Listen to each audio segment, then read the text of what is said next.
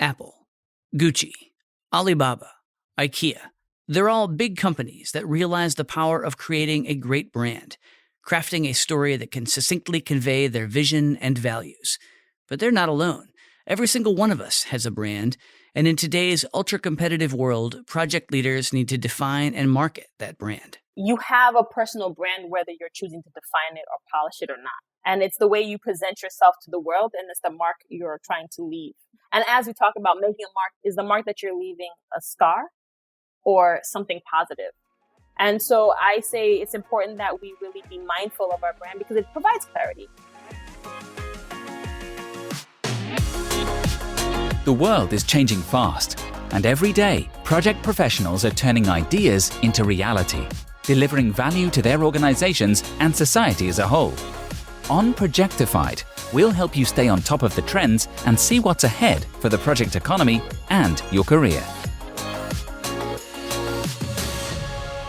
This is Projectified. I'm Steve Hendershot. Your brand, your personal brand, helps shape the way the world sees you. And future-focused project leaders looking for their next opportunity know it's going to take more than sharpening their skills or building a strong network. Whether it's by securing influencer status on social media, volunteering on a project, or lining up speaker appearances, they have to know how to build their own brand identity and then market that brand. Now, I know this is new turf for some of you, and you've probably been more focused on project deliverables and Zoom calls, but fear not, we've lined up some help. First up is architect Pascale Sablan, an associate at Adjaye Associates in New York. A PMI Future 50 honoree in 2020, Pascale has built a brand as an architecture activist, a brand that has led directly to professional opportunities and also provided a compass that informs how she approaches every project. We talked about how she crafted that brand and how her training as an architect and designer influences the way she approaches the process.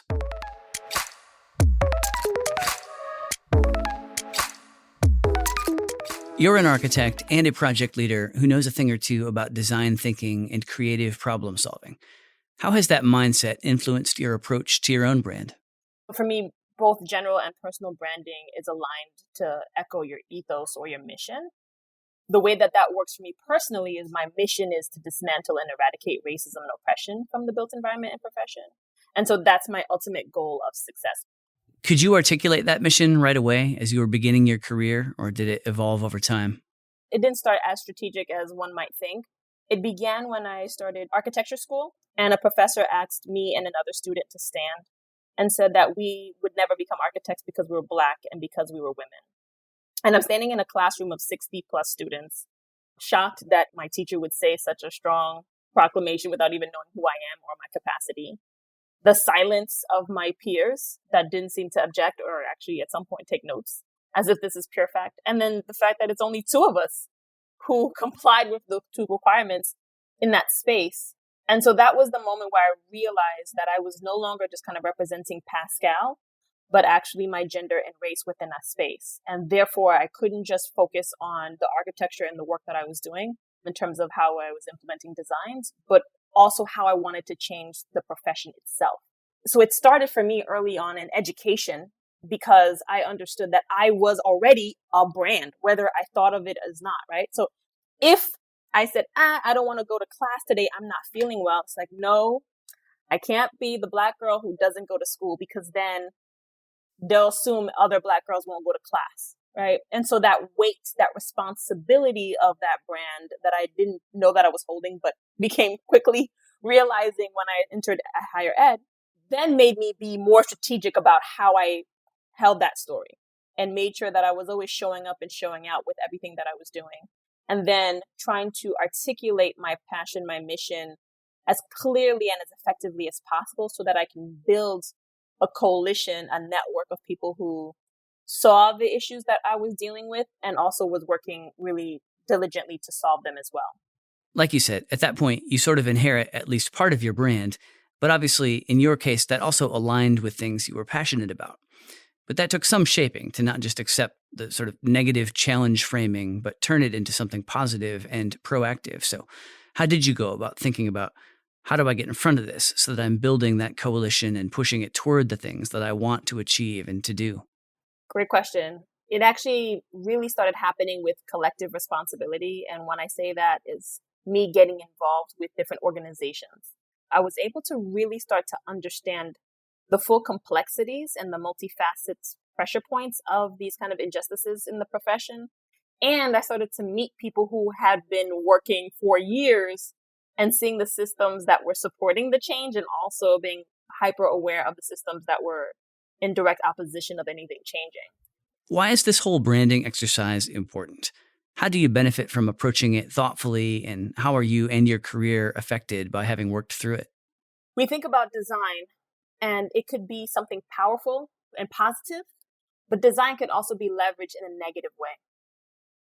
And so when we think about myself as a designer of the built environment, my process is very much concept-based. And by making it concept-based, it really helps me start to investigate and put myself in a position of constantly learning, which is always great for me. Like, I always like to feel like I am a student from my community, student from my clients, student from my peers, student from my child, student from my husband. And I find that really invigorating and motivating in a lot of things. But beyond just the position of kind of learning and creating an appetite to learn, or having that appetite to learn, it's also rooted in history, context, and culture. And by doing that, it results in creating something that's always bespoke to that group that we're trying to develop it for, whether that be a branding component or whether that be a piece of architecture. When we manifest our concepts, it really happens throughout the project at various scales. So that kind of North Star allows us to make decisions that help us navigate the world in a way that gives me purpose. So I guess that's why I find it important to have a design, to have a brand, to have a concept, a way of thinking, because it becomes my North Arrow. It becomes the rulers in which I measure opportunities up against. It becomes the way that I define my goals and achievements as I move through this very difficult world. Having a clear focus and a kind of direction that I'm heading is really, really important. If you were still you, same skills, same talents, same values, but had taken a more passive approach to your brand, would your work portfolio look different? I think it's given more power to the messaging. I participate in panels all the time. I do a lot of lectures, and there's so many voices, questions, communities, issues, and topics that we discuss. Before I show up to any of these opportunities of engaging communities, I always think to myself, in the context of this moment and the desired outcome for this event, what is my one statement? Is my one statement that we need to do and engage community leaders in our design process? And if that is my statement, then every question I'm asked, I'm echoing that sentiment in a different way. I'm creating examples. I'm talking about it on different scales. But at the end of it, that's where I'm hitting.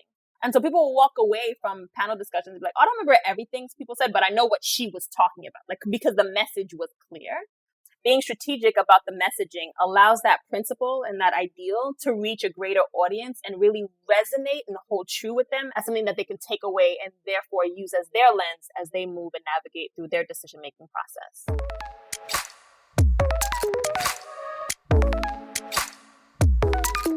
So your brand matters. Your next question then might be, what do I do to take control and start shaping and sharing my personal branding? And we've got you covered there, because Projectified's Hannah Schmidt spoke with a personal branding coach, Jon Michail, founder and group CEO of Image Group International in Melbourne.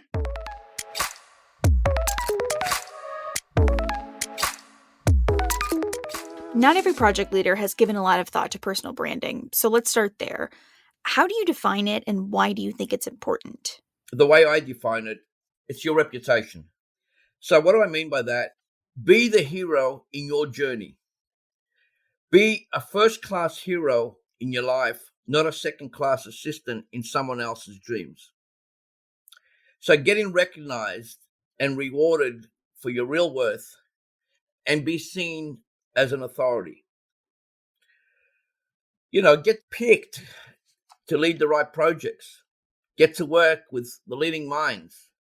Get recognized for the true value of all you do. And that includes, of course, as I mentioned earlier, reputation is really the end game. But there's personal satisfaction that comes from that, career security, and that means also from a financial perspective, and legacy. So going to your question, it's about elevating your self-leadership. Be seen, be heard, be known.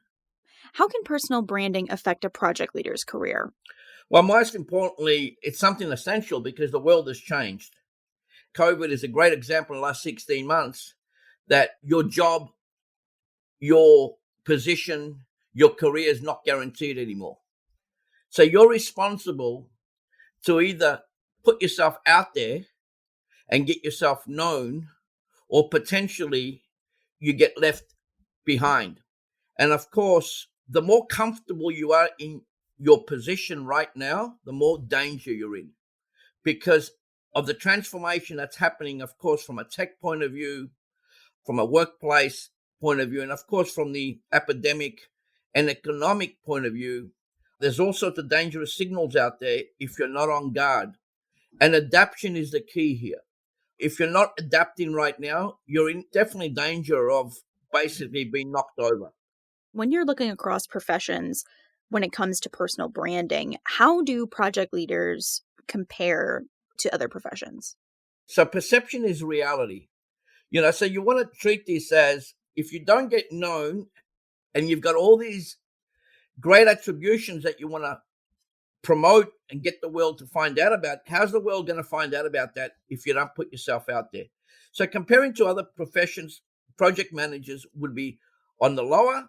Having said that, there also have been some of my most successful case studies because they discovered after doing some of this work, it's like, wow, I'm starting to get recognized for who I am. That goes beyond my work, and it didn't happen in the past. And a common comment would be back to me is, how long has this been around? What should project leaders focus on when it comes to creating their personal brands?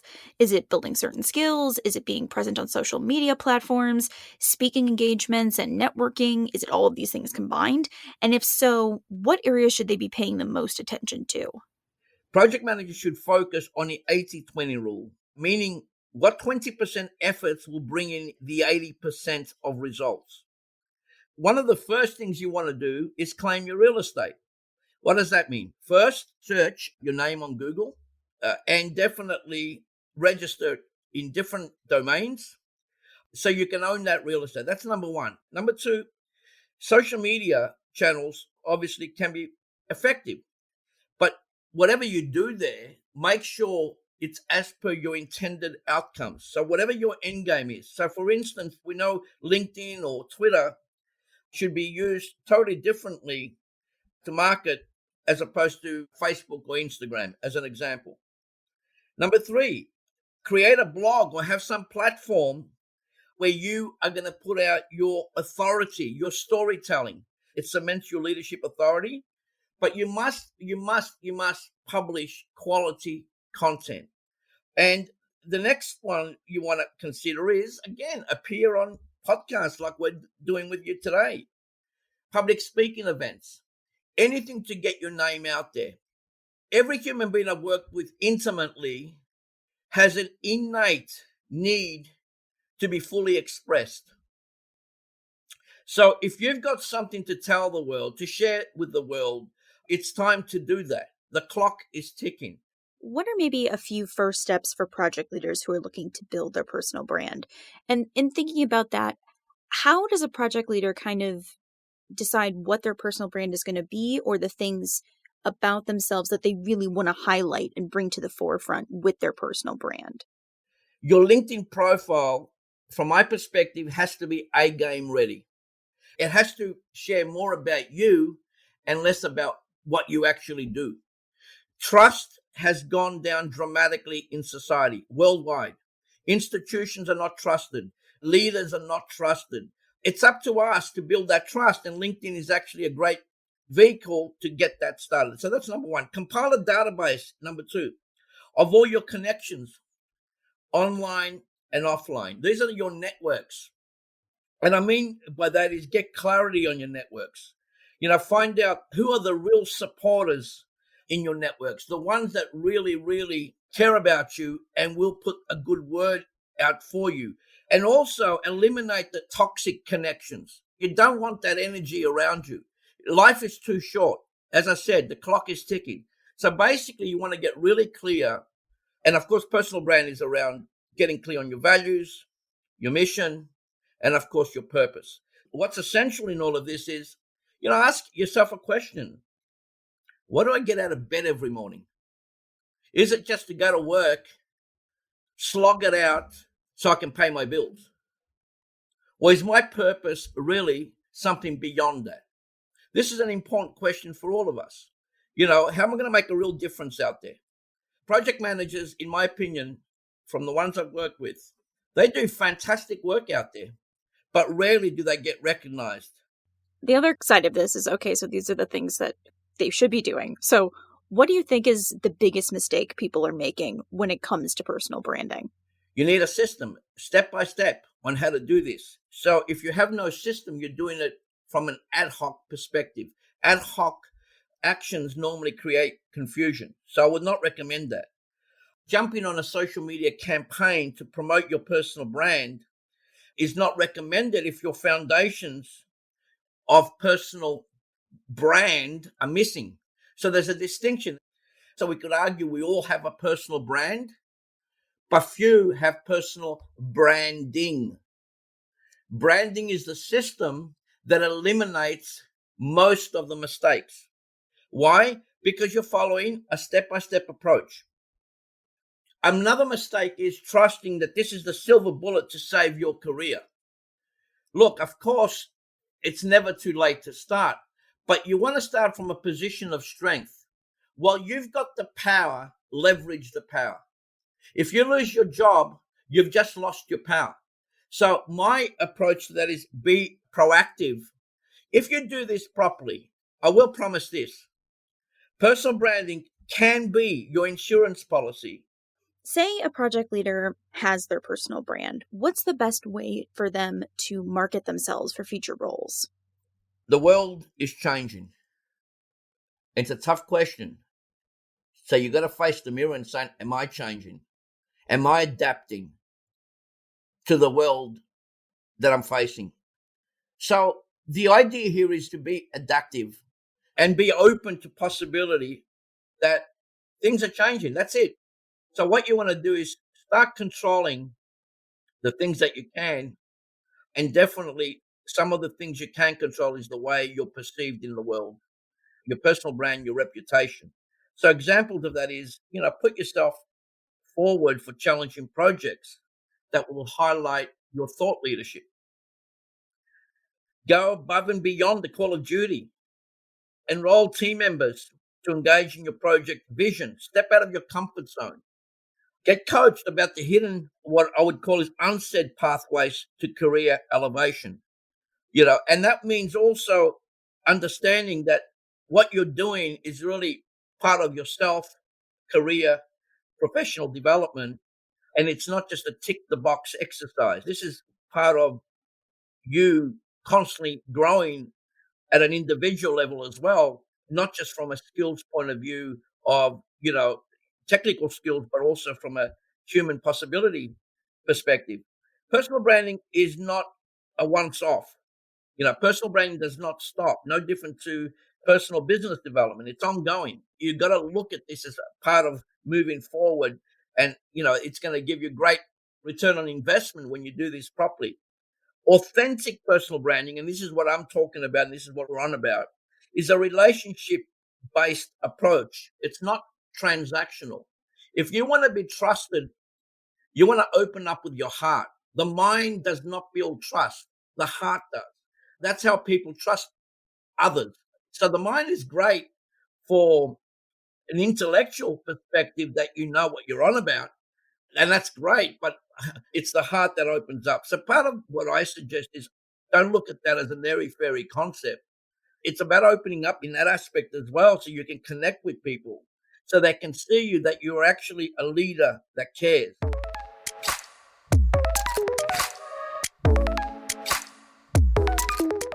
Cultivating your brand could seem a little out of scope, but it might just be your next great project. So go ahead, come up with your vision, maybe talk to some stakeholders, and establish the deliverables that will make you into the next big brand. And, as always, deliver on deadline. Sure, it's a different kind of project, But I promise, done right, this one comes with a very big ROI. Thanks for listening to Projectified. If you like what you heard, please subscribe to the show and leave a rating or review. We'd love your feedback.